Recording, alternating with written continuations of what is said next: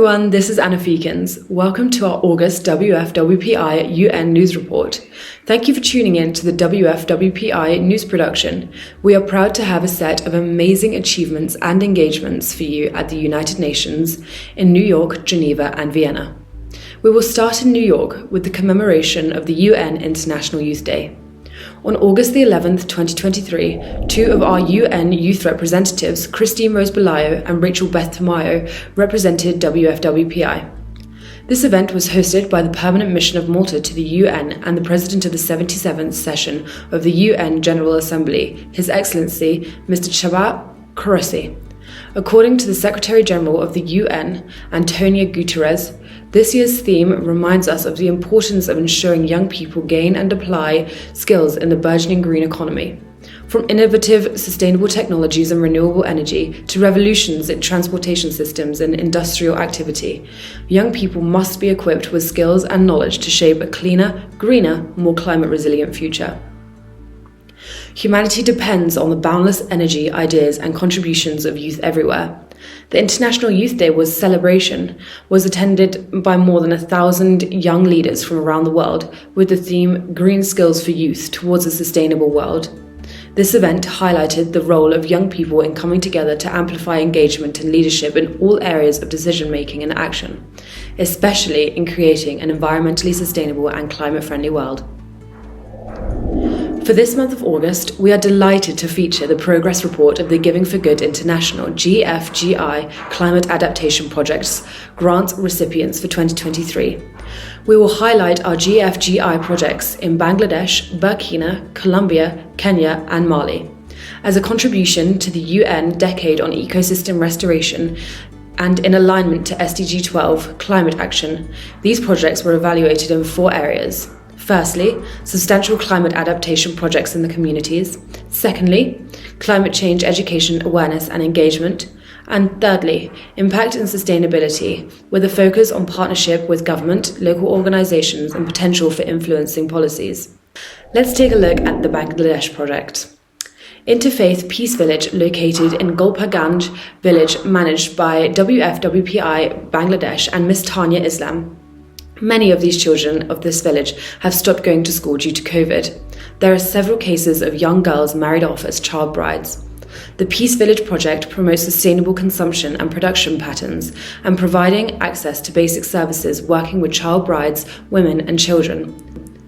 To educate the village women and children on clean water and sanitation, tree planting and cleanup, best farming practices, sustainable fishing and also how to protect themselves from violence and sexual assault. On June 27, 2023, WFWP Burkina Faso carried out its most recent tree planting project. This activity was carried out in Dapolgo with the grant from WFWPI's Giving for Good International project. Dapolgo is 35 minutes outside of the capital city of Burkina Faso. This town has many ambassadors for peace and many activities for the renewal of the family have been carried out in the town. The president of WFWP Burkina Faso introduced her team and the vision in Burkina Faso, which can be summarized as empowering the family, empowering the young people with the focus on the girl child, environmental awareness and call to action, and forwarding the Mother Heart Peace Network. A total of 50 plants were donated to this town according to the needs of the region. 10 mango plants, 10 banana plants, 10 orange plants, 10 guava plants, and 10 tangerine plants. The residents promised to take good care of the plants, and whenever they can, they would add more in order to participate in the campaign to make Burkina Faso green, as well as provide lots of fruits for future generations. In a rural area of Colombia, where some of the schools have institutions and teach how to implement projects designed to create systems where plants and animals coexist in an agricultural environment. The project manager, Mrs. Andrea Fayed, spearheaded the regenerative school projects at the Juan Rosso School in Acayas, Meta, Colombia, and participated in the digestive silver ball training. 35 students, 3 teachers, and 5 community leaders were trained to both manage waste at school and in their homes. In the Kalimoni region of Kenya, the Green Fruity School project, spearheaded by the young Global Women Peace Ambassador, Ms. Sarah Gianga, and the Jukat Environmental Management Association in the urban areas of Kenya, such as Kaniloni Primary School.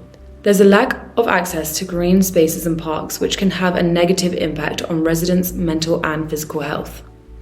Urban Kenyans may be unaware of environmental issues and how to take care of action to protect their environment.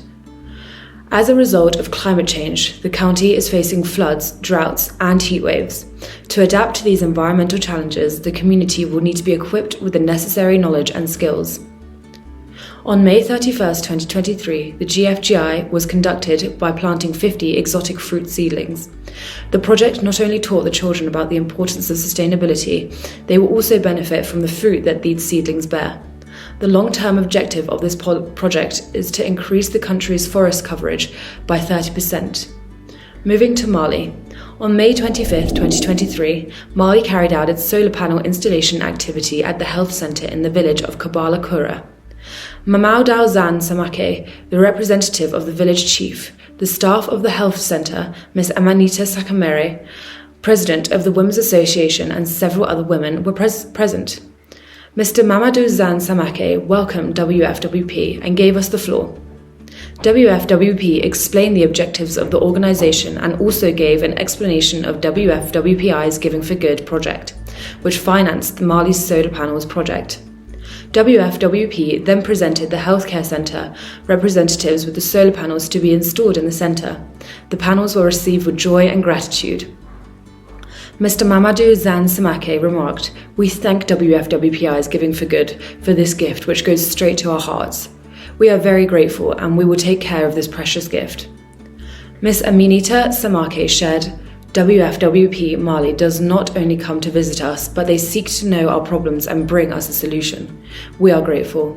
Now our women who give birth will no longer have to use torches to go to the toilet. We thank WFWPI through the Giving for Good International Project for their generosity. We will take good care of this precious gift. Let's go to Geneva and hear from one of our interns, Lindsay Myers, a college professor in early education and teacher's assistant at McGill University in Quebec. My name is Lindsay Myers, a college professor in early childhood education and teacher's assistant at McGill University in Quebec. I am participating in the 6th Human Rights Internship at the Geneva office of Women's Federation of World Peace. During the months of July and August 2023, we focused on some of the world's most pressing issues, writing reviews of government's policies with recommendations, and drafting statements for the 54th Human Rights Council in September. The first policy review primarily focused on the infrastructure of the Ukrainian education system and how the war has impacted children's mental health. Another policy review central focus was on Canada's healthcare system, the conditions that Canadian nurses face daily, and what needs to change in order for them to receive the recognition they rightfully deserve. Finally, we move to Vienna. We begin with the first session of the Preparatory Committee for the 2026 Review Conference of the Parties to the Treaty on the Non-Proliferation of Nuclear Weapons, commonly referred to as NPT, met from July 31st to the 11th of August at the Vienna International Centre. The event was hosted by the Ambassador of Finland, Jarmo Vinnanen. WFWPI delegation led by Dr. Maria Reel, the director of the UN office in Vienna, who is also the current chair of the NGO Committee on Peace in Vienna, participated in this conference. This event was attended by various ambassadors and NGOs.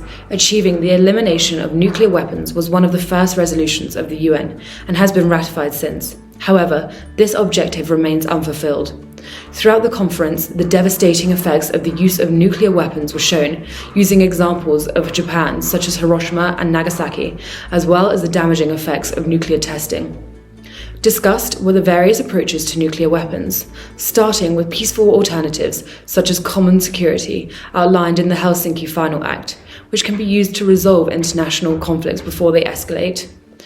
Peaceful use of nuclear technology was also discussed, using nuclear technology for groundwater research and sustainable development.